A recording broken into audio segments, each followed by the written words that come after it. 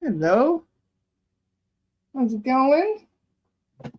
Welcome. It's kind of funny. I'm 7 minutes late on the 7-7 portal. Oops. Close enough.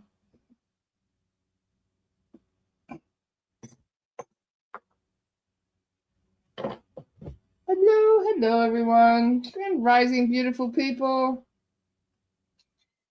How's it going? Welcome. How is everybody today? Do you guys sleep well?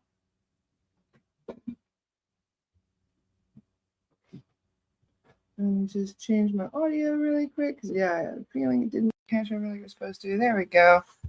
Welcome, everybody. How is everyone today? Hi, Lisa. Hi, Amma. Hi, Wade. Hi, Michelle. Hi, Shelly. Hi, Chantal. Hi, Aku. Hi, Aaron. Hi, Cherise. Hi, Paulius. Hi, Roya. Good morning, Lori. How is everybody? Hi, Sharon.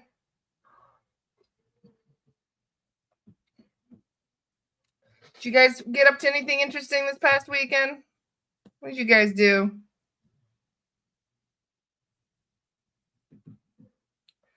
I started 7 minutes late, or should I say precisely the perfect time.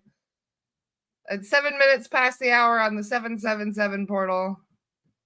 Because today is the 7th of the 7th, and if you add the 25, there you go. We got another 7. So we got 777 today. Today is a lucky day. Let's just manifest that it's going to be lucky. I know it's a sad weekend, but to be honest, that's what they wanted, and I don't want to give it to them. The more I know that that's what they were trying to manifest, the more I'm like, no, I'm going to be happy just to say, fuck you. I'm going to be happy just to manifest some joy somewhere, because honestly, the world needs it more than ever right now.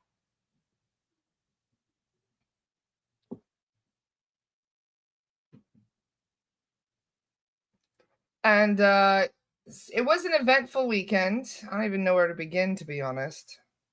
We had a very powerful lost soul rescue. This was obviously before we knew about all of the chaos that was happening in Texas. So we did a lost soul rescue for some of the revolutionary soldiers. We did a couple for regular soldiers as well. I should say I don't want to butcher her last name. Vanessa Guillen, I think is how you say her name. For those who might remember, she was brutally murdered in a military base. I believe it was Fort Hood 5 years ago. She was killed with a hammer. It was quite a horrific scene. We crossed her over, and that was a very emotional lost soul rescue. That poor woman. She was a starseed. She didn't agree to any of that. She did not plan for any of that to happen. So as you can imagine, coming here with the best of intentions. So we sent her home. She actually went home to Arcturus. That's where she was originally from as a starseed. So yeah, we helped her to cross over and be with loved ones. I'm very glad we did. In fact, she even asked us to help the man that took her life as well. So we helped him, and that was a very emotional session. But we also checked. There was just this thought I had to check martyred revolutionary soldiers. And there was one that kept coming up again and again. His name was Dr. Joseph Warren. He was made a general 2 days before he passed away. He died at the Battle of Bunker Hill, along with hundreds of Americans, I should say, American revolutionaries. And they were all in a death loop. I was just curious, it's been 400 years. Is there some way that, a death loop with the battle would have kind of like sorted itself out, that people would kind of snap out of it after a while? No, that did not happen. So it does make me wonder, like, I want to check even older battlefields, like, because we did check some that were 1,000 years old, and those were still there too. So how long are they stuck? It could be indefinitely until they are assisted, or at least until the 5D shift makes its entrance. I have a feeling that these glitches that are not even supposed to be happening with the 3D matrix anyway are part of that. So they've probably been happening for 12,600 years, and they probably will continue to happen as long as that bullshit 3D matrix is still in effect. Luckily, I think that will happen in our lifetime. And it's my hope, and to be honest, the guides have even kind of backed this up a little bit. I don't think they know it 100% for sure, but they have said it is highly likely that these death loops will no longer be an issue after the 5D shift, which is comforting to hear.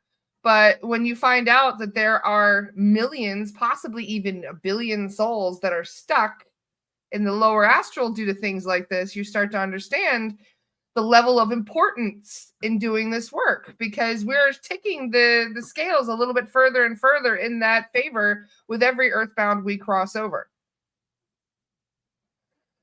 Michelle says Earth Patch 777 fixes death loops. Wouldn't that be nice? We just need an update. We got to fix the glitch. So yeah, we found a forefather and several of his friends that were still stuck in a death loop. And so we crossed him over, and that was it was a very emotional thing, considering that there were many earthbounds that were actually watching the battle. There were earthbounds that were loved ones of the people that fell in the battle, and rather than crossing over, they went to their loved ones, and they were waiting for their loved ones to kind of, snap out of it. So we didn't just cross over the soldiers, we crossed over their wives and their children and their other loved ones that were waiting for them, which, as you can tell, that was a tearjerker. So the exciting thing about doing this work is to find kind of where things have been, in a way, how things have been going. So we were actually just kind of chit-chatting. It was Bradley, Kat, and myself and a few other people were just hanging out. I believe it was Friday night. And I said to them, I was like, we should just start checking historical figures just to see if they've fully crossed over. And I was like, I wonder about George Washington. And as soon as I said that, all three of us instantly got a no.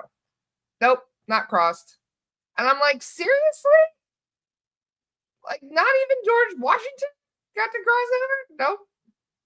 And I was like, what the hell? They're like, well, some parts of him, some soul fragments may have crossed over. In fact, there might even be a timeline or a few that he has crossed over, but the overwhelming majority of his consciousness has not crossed over.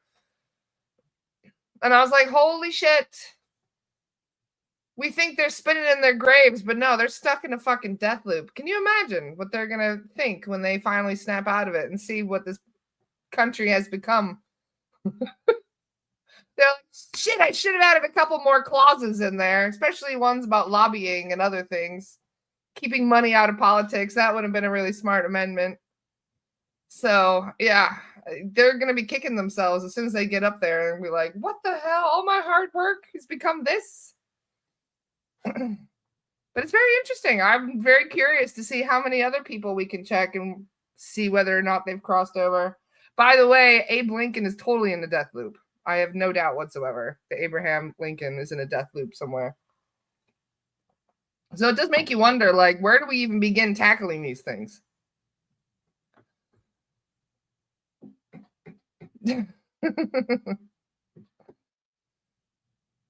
It's like the meme with the Constitution and Jesus. Exactly.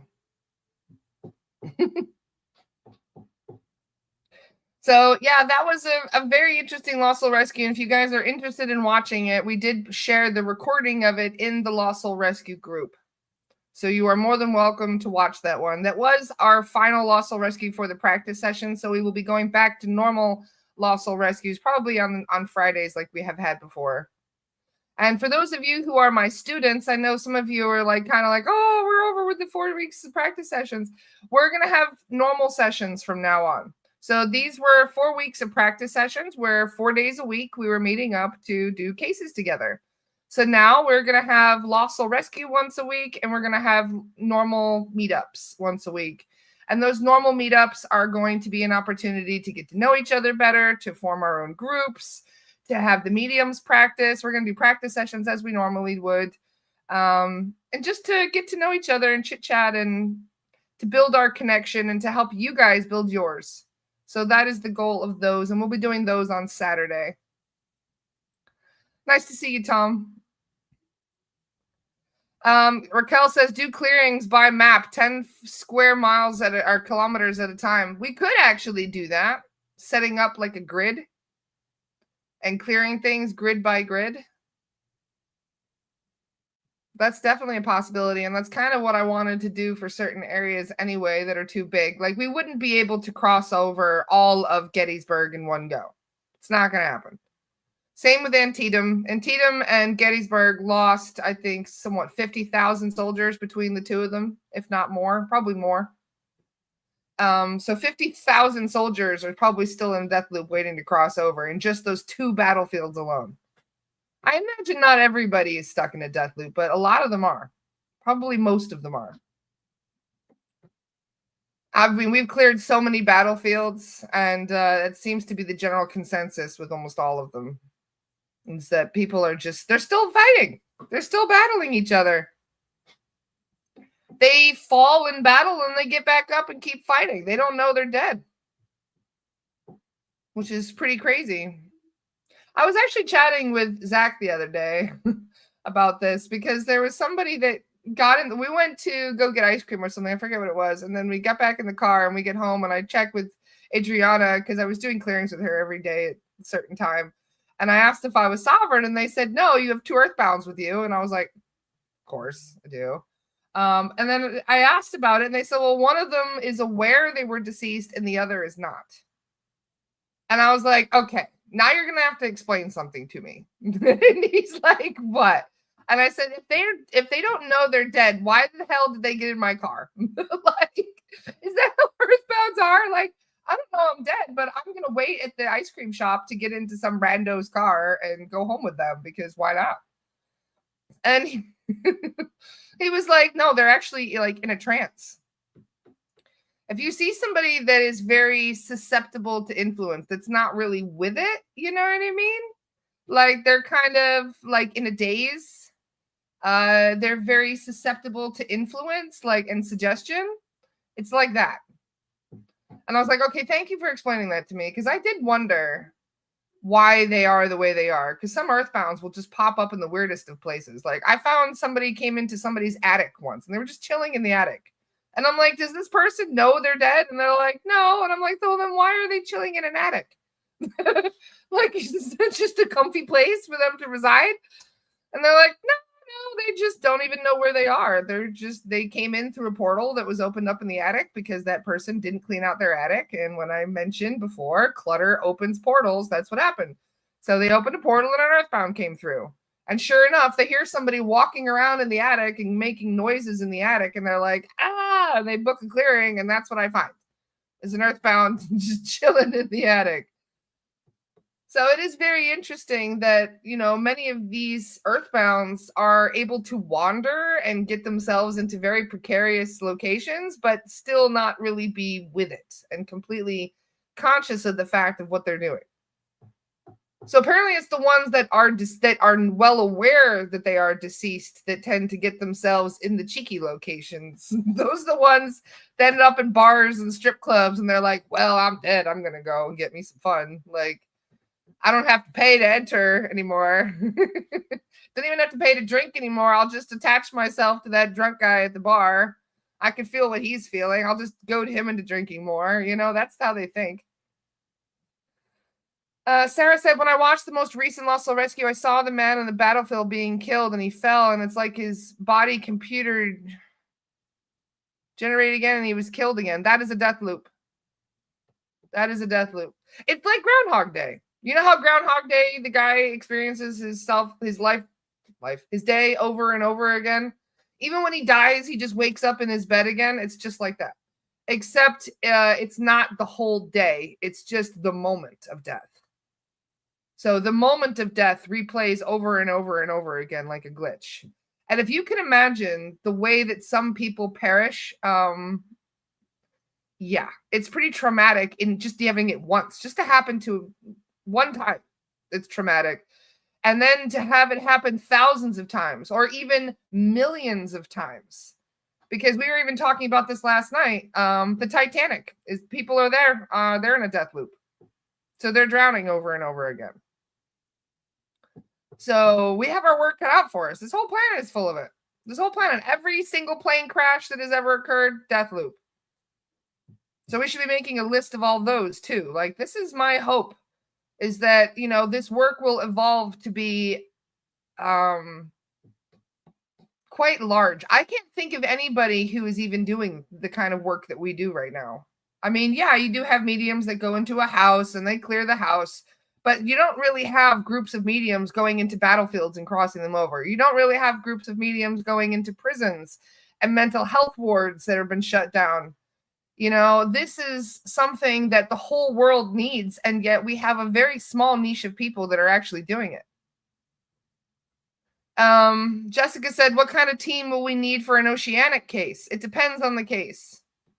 Because Adriana and I have cleared huge parts of Grenada because they have a lot of the slave trade there. There was a lot of indigenous deaths. There were a lot of settler deaths. And just in the bay alone, just in the one main bay of Grenada where all the ships and oh my God, the cruise ships and stuff come in, that we found, like, I think it was 1,800 people in death loops. 1,800 people that were drowning over and over again or getting killed in battle over again. So we need a big team. That's the kind of team we need. We need a big team.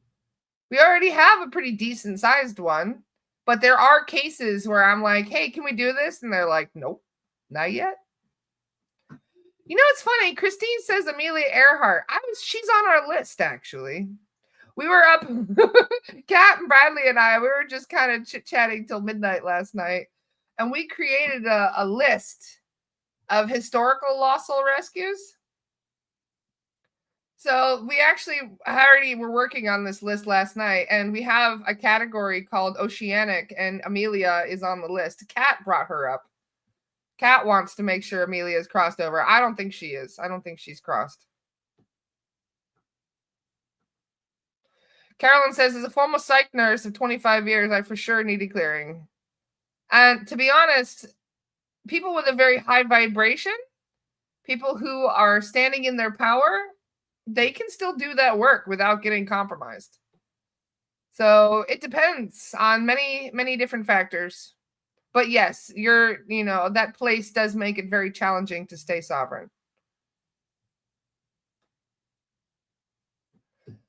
So once I'm up and running with your training, Laura, I hope to work with people to clear mental health hospitals. Oh, Sophie, I love that. What a beautiful idea. No, I completely agree. To be honest, it's like Jumanji in there. We've checked a couple. We checked this. The worst one I've ever seen was the one in London. That mental health ward was insane. It was like Jumanji in there. There was every kind of creature you can imagine. They had laboratories set up to experiment on people. They had all kinds of stuff.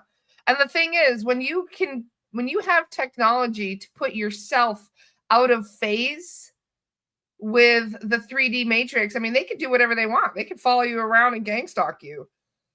And you have no idea they're even there. So this is definitely something that we could work on as a community. We added quite a few things to the list, actually. So yeah, we have Titanic on there. We have Amelia Earhart on there.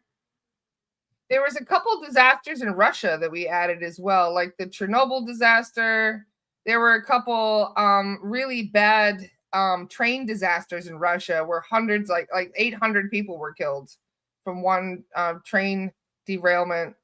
I'm from upstate New York, and there's a place that I used to go to all the time. I added it to the list. In fact, I started having flashbacks of how stupid I was in my teens going to this place last night. There's a place called Split Rock Quarry just outside of Syracuse where I grew up, and we used to go there to party and drink because that's what teenagers do. We do dumb shit. And we used to go to Split Rock Quarry to, like I said, to party. And this is one of the most haunted areas not far from where I grew up. And 50 people were killed in an explosion. Massive explosion. This was in 1918. They were making weapons for World War One, and there was some kind of mixer or something that overheated in the area where they were keeping all the munitions, and the whole place blew sky high, killing at least 50 people. And there are tons of earthbounds in that place. So I've added that place and a whole bunch of others. So, we are going to be adding more to the list.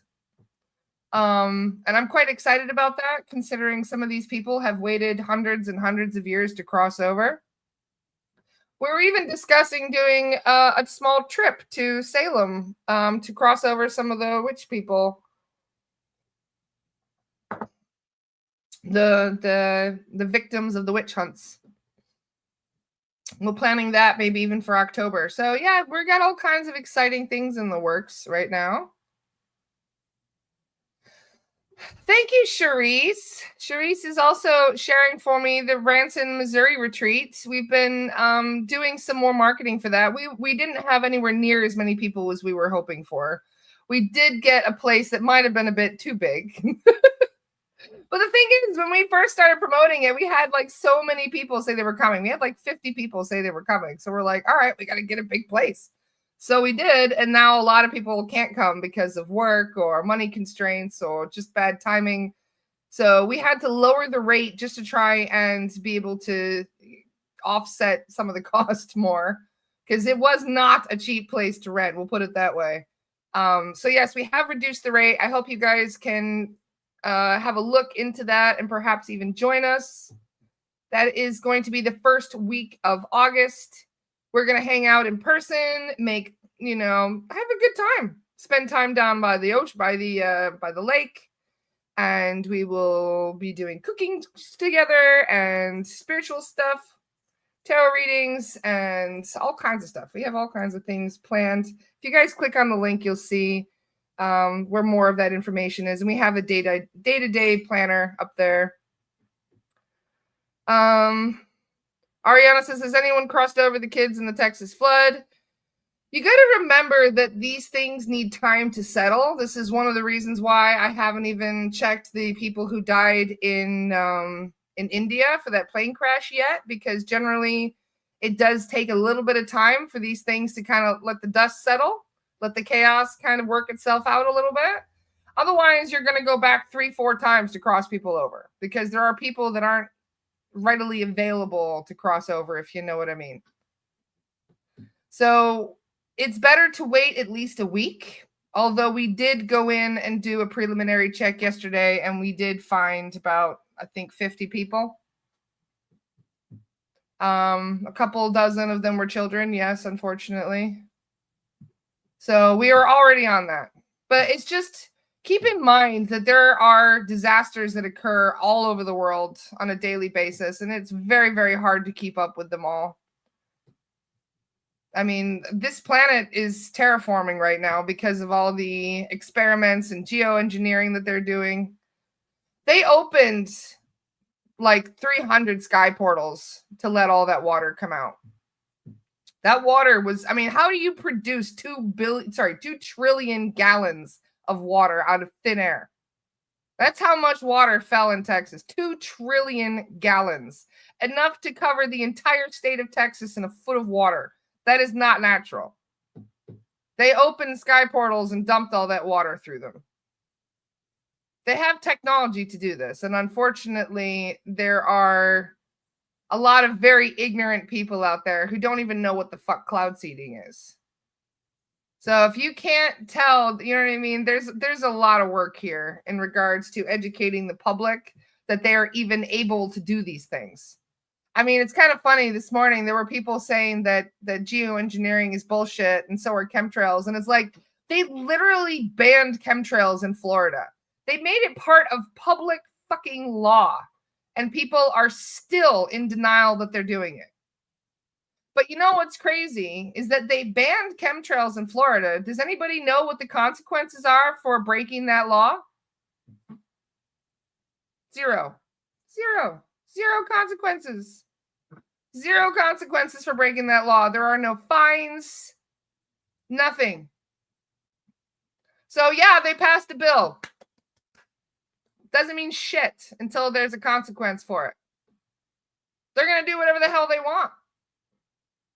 They already are doing whatever the hell they want. You think passing a law means they're going to stop doing what they want? Of course not, especially with one state. We got 49 other states that sure need to ban it. And they need to have a consequence. If they're not going to be fined, and even if they were fined, they just, okay, I'll put like 2 cents of my $1 billion in the pot. Why not? So, yeah. Michelle says, I'll let you know if I see chemtrails. Michelle's our Florida spotter now. She's like, I'm gonna call the Continental Congress if I see chemtrails in the sky now. See, she says, I'm in Florida. I still see the trails. There you go. They're not going to do shit. They're not, unless somebody forces them to stop by threatening to throw them in fucking jail. That's the only thing that's going to make them stop. Do you think they give a shit about money? The fines that they, okay, what are you going to do? Fine me 20 grand? I'm making several million off of this. Like, so what? In fact, you know what's crazy? If you go to weathermodification.com, just go to weathermodification.com and you will see you can order your own chemtrails.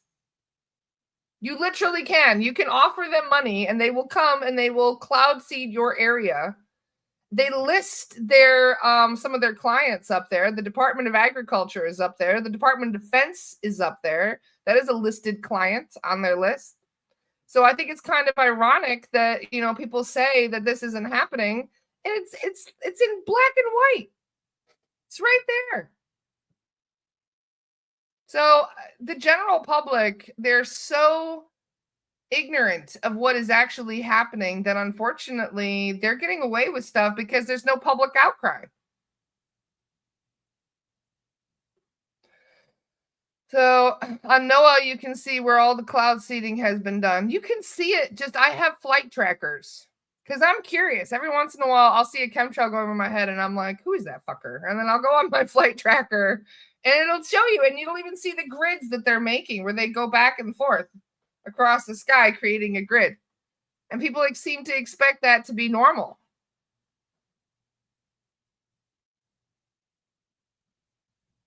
So, yeah, we have a lot of work ahead of us in regards to actually shaping policy and actually banning these things. Because, like I said, they can say, oh, that's banned. Fireworks are banned in certain states. Do you think that stops people? No, they don't give a shit. They're just going to keep doing it anyway. They'll cross the border, get fireworks, and go home. And then set them off and run when they get the opportunity. Nobody listens to those kind of rules. So why should the government listen to those rules? Why should politicians listen to those rules? Why should, corporate stooges listen to anything if there isn't some kind of a consequence? Sure, he says, I'm lucky to live in South Africa. Nothing works here. They cannot plan or implement anything. They haven't noticed any chemtrails like ever. No, that is one thing I noticed living in South Africa is I lived there for 7 years. I didn't see chemtrails in South Africa. Nope. South Africa does not have chemtrails. I can vouch for that too. But that's also very true that part of the reason why South Africa feels more free than America, which is very funny, by the way, it totally does. I'm just letting you know, you do feel a lot more free. But at the same time, there is more chaos. There is more, it's just, yeah. So it's one of those things where I felt more comfortable in South Africa than I did in America. But at the same time, you also have just as much, if not more, there's a lot more animosity and drama there too. So it's, yeah. Although America is very much like a third world country. For anybody that has spent time in third world countries, you just know going into certain areas, you're like, yeah, America is definitely in certain parts a third world country, without a doubt. So it's kind of ironic that you have the third world country issues, but you have still the big brotherness of just watching everything we do. You don't have that in South Africa either. The official penalty for chemtrails in Florida is a third-degree felony, punishable up to 5 years in prison. When was this posted? Where did you read that, Daniel Jackson? Was that something they just put up? Because I've been spending quite a bit of time reading up on this.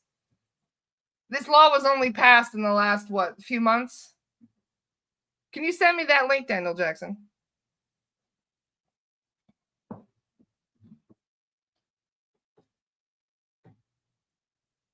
And there was something else I was going to mention today. What was it? I forgot. I made a list just in case I forgot of the things I was going to mention today. With my ADD brain.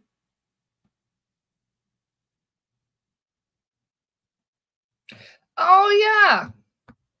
So I did want to mention one thing. This was a kind of a family situation.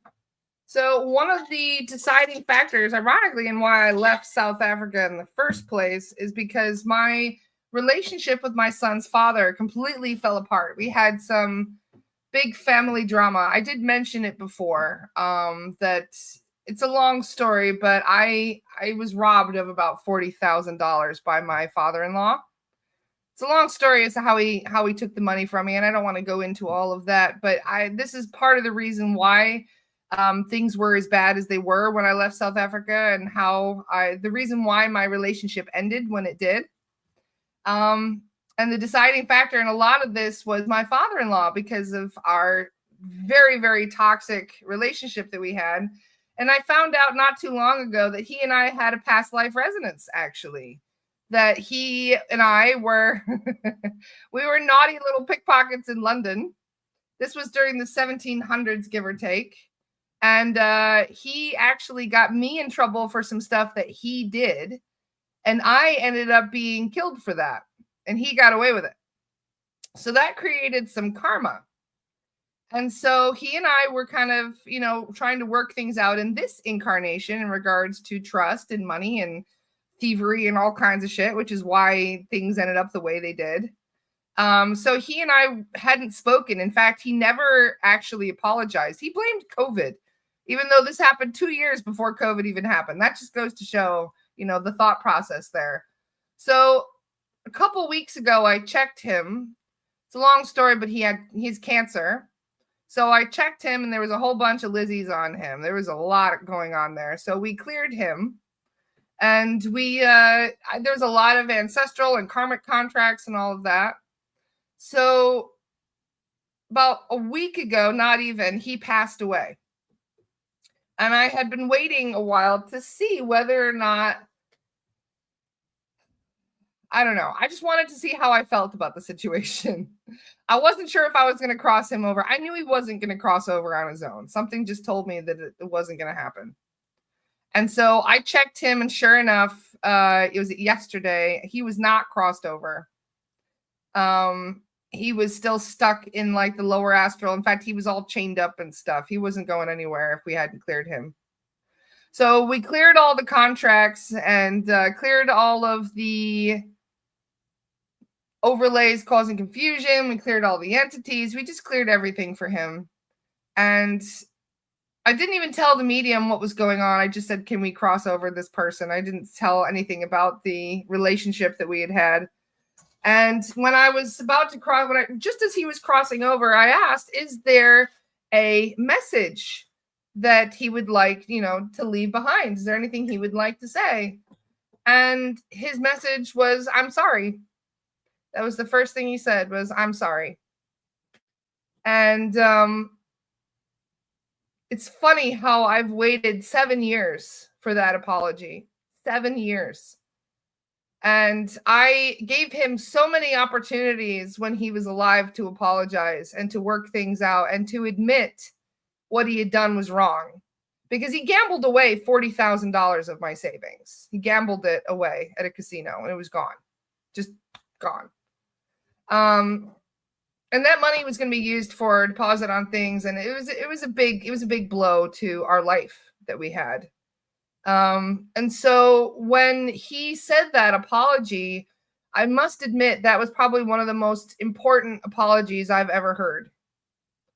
And it's funny how much just saying the words, I'm sorry, even through a surrogate, through the medium, it was like all of that frustration and anger that I had with him it's gone immediately. Michelle said, did it help with closure? Instantly. And it's funny because I've also had similar relationship. My grandmother and I did not get along. My grandmother and I spent our whole lives arguing. Like she and I, we did not get along. In fact, I was terrified of my grandmother. And when she died, my grandmother died on my birthday. I'm like, of all the days, really? Really? After we had an estranged relationship, we never really got along. You're going to die on my birthday? Like, come on. So sure enough, when I went to check her to see if she was okay, she was already crossed over. And that was the first thing that she said to me. It made me immediately emotional. As I said, is there any, like, I was shocked that she was with me. And I said something to the medium and I was like, why is she here? Like, I'm sorry. Like, like, holy shit, why is she here? And the medium just said she wants to say, I'm sorry. And as soon as she said that, I burst into tears. That was an extremely cathartic apology. So the two biggest apologies I've ever had in my entire life both came through mediums after the people had already died. But isn't it funny how much these things will actually, like, I feel healed. Isn't that weird? I don't know. I don't know why I do. I just have felt so much better after hearing those words. It was validation, I suppose, that it wasn't like almost like you didn't deserve it, and I didn't. I did a lot especially for my father-in-law. Like I did a lot of work for him. I did a lot of charity for him. So for him to do what he did, it was a gut punch to my already very generous nature. And it was a huge, it created a lot of trust issues with people and a lot of bitterness and resentment with people for a while, especially with that side of the family.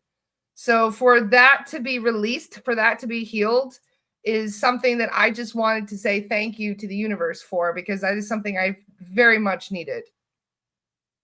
And just for those of you who are still waiting for an apology, that is the whole point in all of this, is that some of us will wait our entire lives for an apology. And sometimes that apology will not even happen because they're too proud. Both of them, both my grandmother and his grandfather, were both way too proud to apologize. But as soon as they passed on, that's the first thing they wanted to say. Isn't that crazy? How when you're alive, that would be the last thing they would do. The last fucking thing they would do is apologize, because then they would have to accept what they did was wrong. But I could feel, honestly, they could have said a million other things and it wouldn't have had as anywhere near as big of an effect as that apology did. So for those of you who are kind of waiting for that, because I could feel it after the release that I was waiting for that apology. And I don't even know why. Like, I don't even know why I cared as much as I did. Maybe it's the past life stuff. Maybe it's all of the baggage that we drag with us and that resentment that we have for the people that have done us wrong. And that is heavy baggage to carry from lifetime to lifetime. And it reminds me of what my guides told me, because I'm like, why do I have the way my relationships work in my life, where it's a huge thing. like almost feels like a soulmate connection. And then the next thing you know, everything explodes and it all goes to shit. And you're just like, why? Like, you think you find your person and then everything just goes to shit. And the next thing you know, you're like, okay, that was a very powerful karmic relationship where you were basically tying up loose ends and working things out with people that you're still kind of holding on to some form of resentment or some form of a feeling of unfinishedness, like with unfinished business, I should say. Ava says it's because we give it our all from our core soul. I am definitely one of those people. Yes, I do give it my all. And I am one of those people that will give and give and give until I have nothing left. And for those people who are like that, when you give more than you should, it does create a form of resentment.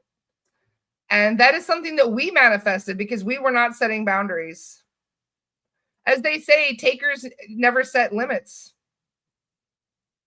Was it givers need to set limits because takers rarely do? That's right. That's the quote.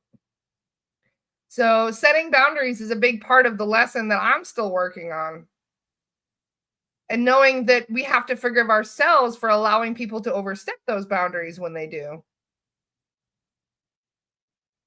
Anita says, I'm waiting for that apology because I feel he'll release the negativity, ego, and hate and help us heal. I totally understand.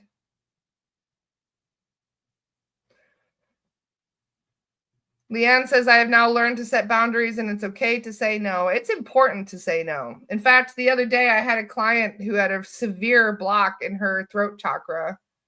I'll give you guys 2 guesses how she got that. Because I bet that in the aftercare, I'm like, what's going on with the throat chakra? They're like, oh yeah, that's the worst chakra of all. And I said, well, what made it the worst chakra? Like the one that's the worst, that needed the most help. And they said, oh, not speaking her truth. She doesn't speak her mind at all. And I'm like, really? And they're like, oh yeah, she bottles stuff up. If people complain, she just takes it on the out. She, you know what I mean? Like people, you know, she's like somebody that is willing to bend over backwards to people please. And that is why. And the funny thing is that I was one of those people, and I prided myself on being a loving, giving person. I'm like, oh yeah, you need help? I'm there. I got you, you know? And for a long time, that made me feel empowered, that I was somebody that, you know, it's kind of like the lighthouse thing. If somebody's in storm, they look for the bright light. I loved being that bright light for people. Until I realized that people are avoiding a lot of what they're supposed to do, and they expect you to do it for them. And there's a lot of lessons that are avoided, a lot of very important soul lessons, soul growth lessons that get avoided because we end up doing the hard work for other people, or because we don't know how to say no in certain situations where people are supposed to work things out for themselves. So no is one of the most powerful, most important things that you can say to people, just for the record. So you have discernment. You have to really know whether or not somebody needs to be, you know, kind of standing in their power in that situation, or if they are completely powerless and they need somebody to help them. There are clients that will come to me for help that are completely powerless. There's no way they could have cleared themselves considering what they have going on. There are times where we need to reach out and help people for, you know, because they can't do it on their own. And there's no shame in that. There's no shame whatsoever in asking for help. But if somebody tells you no, there is a reason for that no.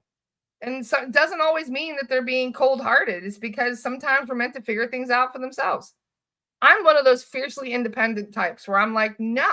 I'm still like a little kid. No, let me do it. Like, no, I'm doing it myself. Thank you. And I still do that. So fiercely independent people, they're people who really do want to learn, but you have a lot of very codependent people out there too, who cling to those fiercely independent people. So if you're fiercely independent, you probably have a couple people following you around going, hey, can you do this? Can you do that? And those are the people you need to set boundaries on, because you're, you know, sometimes it's good to ask for help. Yes. But there's a lot of people out there that are really avoiding doing things for themselves. Like the other day, I was having a chat with Aiden, and we were going around the grocery store, and I'm like, no, pick some vegetables, pick some fruits we're going to eat. And he tried to pretend that he didn't even know how to open a bag. And I got so annoyed. And I'm like, what is the word for this? There's an actual word for this where they like pretend to be ignorant so they don't have to do it. What is it called? Damn, I can't think of it right now. Somebody's going to know what word I'm talking about. But there are so many people that do this.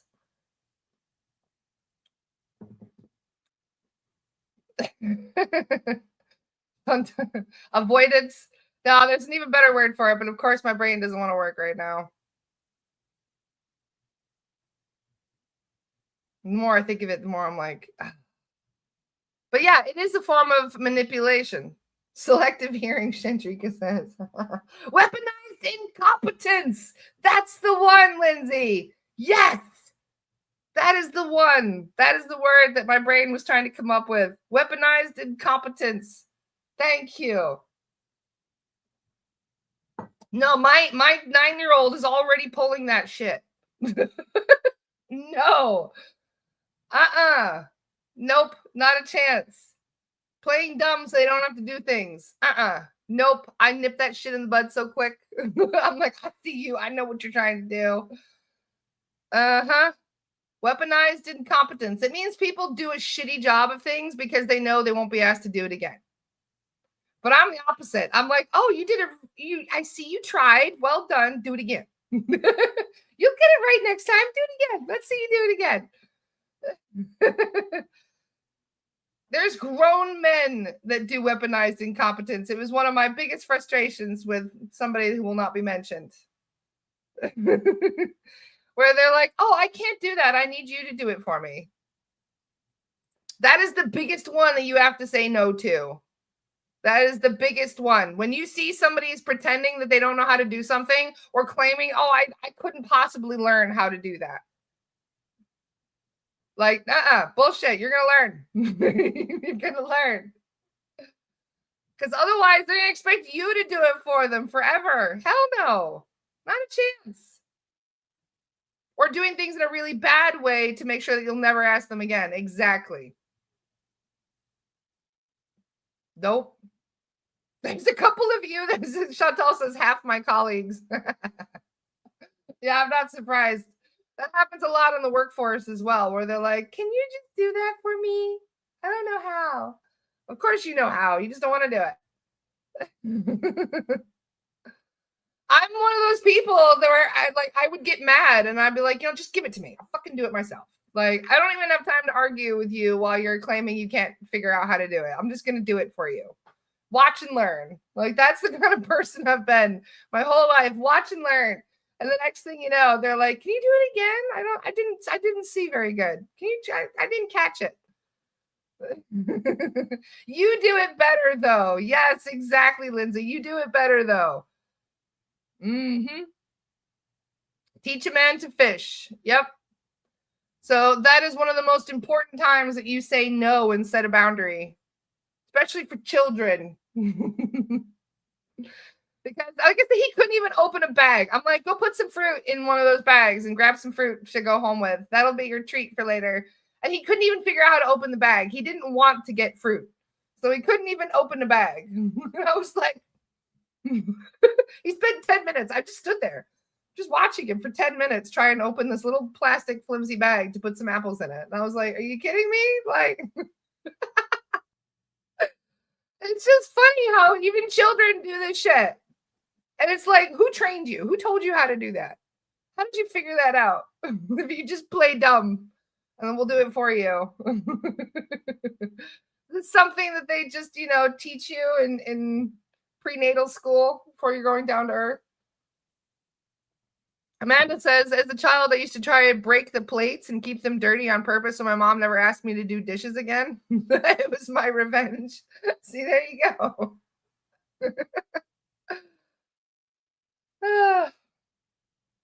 So anyway, I just wanted to cover a couple things today. If there's any other questions, feel free to ask now, because we are going to be doing the Astara chat in 5 minutes. I will be in New Jersey for the rest of the week. I'm going to go and hang out with my friend Biddy for a few days. We're going to go river tubing. I am still going to be doing the podcast. I'm probably just going to have to do it from, I don't know, her bedroom or something. I'll figure something out. I'll find a spot to hang out with you guys, because I still have the podcast. We'll go river tubing after the podcast.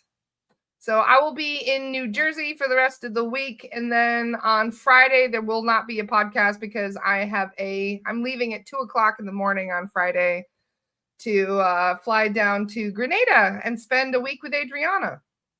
So that'll be fun. I'm very excited about spending a week with Adriana. We're both going to just hang out and do fun stuff. Spend time on the beach. Take a break from peopling so much.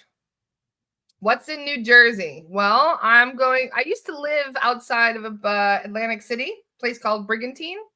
For those of you who live in New Jersey, you probably know Brigantine well. Chantal says, is Aiden going with you? Aiden goes everywhere with me during the summer. everywhere. He's my little shadow in the summer. He's bummed he's not going to, because I'm going to France. He's like, because he can't come because of school. So yeah, the whole summer he goes everywhere with me. And yeah, I'll still be doing clearings. I'll probably be more caught up on clearings, to be honest. Adriana and I could probably do clearings twice a day, plus my normal clearings with Carolyn and the others. So yeah, I'll have more time to get caught up when I'm not doing the podcast. I also really want to work on my books. My books have had to take a back seat because of all the classes and everything. And that's one of the things I'm really excited to catch up on. And it'll be nice because a week after I get back from visiting Adriana, not even a week, I think I'm like 5 days after, I fly down to Missouri. So that'll be good fun. Thank you, Michelle. It is school holidays, yes. For those of you who are in other countries, yeah. Right now we have the summer holidays in the US, so our kids are all off school. So Aiden goes back on September 1st. Ironically, the day that I'll be in France, he goes back to school. So I'm going to miss him and his first day of school. I'm kind of sad about it. I got to give Erin shit for choosing the timing of the retreat at that time, but it is what it is. Thank you guys very much. So if there's any other questions, feel free to message me. We are going to be jumping over to Astara in like 2 minutes. But keep in mind, if you guys are interested in joining us for the Branson retreat, we have reduced the rate pretty much by half because we had so many spaces still available. It's unbelievable. I think we had like 8 people going. So we have cut the rate down considerably. Bradley and I are probably going to have to pay for quite a bit of it out of pocket just to make ends meet because this place was absolutely huge and very expensive. But like I said, we originally planned on having like 40, 50 people come, and then the universe had other plans. So for those of you who are interested in coming, it's about $200 a night right now. So just have a look at the retreat information. We would love to hang out with some of you guys in person. Thank you very much to Charisse for sharing that information. We're going to be hanging out by the lake. We'll be doing clearings. We'll be doing all kinds of practice stuff. It's going to be a lot of fun to hang out together in person. So for those of you, and this is also a family thing, so you don't have to stay the whole time. You can come and go as you need, and you can also bring your kids, your hubby, whoever else. So we would love to have more people come so that way we can have a better sense of community and just more fun. It is listed on my page, but Charisse just shared a link for it as well. There it is in the comments. Thank you very much, Charisse. If you go to my website, astralara.com retreats, you'll see it right there. If you go to my website, it's right up there on my website with all the information. So as I said, we have reduced the rate. It's $200 a night. For those of you who have already paid, make sure that you reach out to Bradley. You can get yourself a couple free nights if you had to pay a little bit more than that for when we originally set out. I think it was $300 a night originally. So for those of you who paid a bit extra, let us know, and we can give you an extra day or two or something to make up for that. We're happy to. We just want you guys to come and hang out with us and have a good time with us. And to be able to do clearings, Kat is coming. Bradley is coming. Myself and a whole bunch of others. Aiden is also coming along. So it was going to be a lot of fun. So I hope to see some of you guys joining us. That'll be great. I'm going to pop over to Astara. So there's the information about Astara. It's astaracommunity.com. This is our private community where we can discuss whatever the hell we want without having any fear of censorship or anything like that. So that is one of the reasons why we tend to jump over there so we can talk about whatever we want without the Facebook censors getting all uppity about it. So this is an opportunity to ask whatever questions, discuss whatever you guys would like. It's over Zoom, and you guys are welcome to be on camera or not. It's entirely up to you. All right. I love you guys so much. I hope you have a magical day, and I will see you guys later. Mwah. Lots of love. Bye.